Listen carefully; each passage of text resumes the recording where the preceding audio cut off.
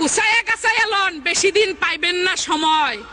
আলামত দেখতাছি মানুষের ওইবই জয়। গোলাম আজমের পা ছুঁয়ে সালাম করেছিলেন ৯৬ সালে তত্ত্বাবধায়ক সরকারের দাবিতে।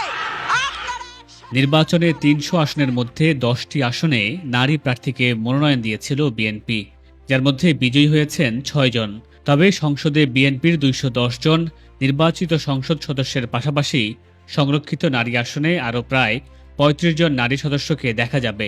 সংরক্ষিত নারী আসনে বিএনপির প্রতিনিধি কারা হবেন তা নিয়ে চলছে আলোচনা।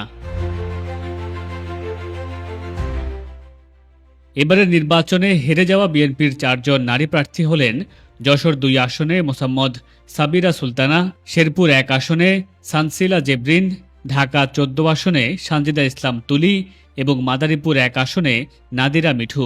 ধারণা করা হচ্ছে এই ৪ জনকে সংরক্ষিত আসনে দেখা যেতে পারে সংসদে।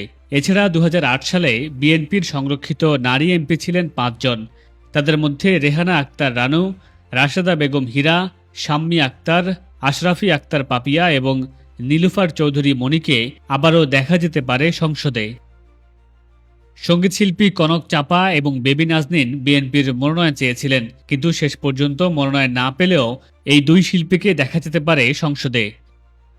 নির্বাচনে এনসিপি পেয়েছে মোট ৬টি আসন, সেই হিসেবে সংসদে একটি সংরক্ষিত আসন পাবে এনসিপি। শোনা যাচ্ছে এনসিপির সেই একজন হতে পারেন এনসিপির যুগ্ম সদস্য সচিব মাহমুদা মিতু।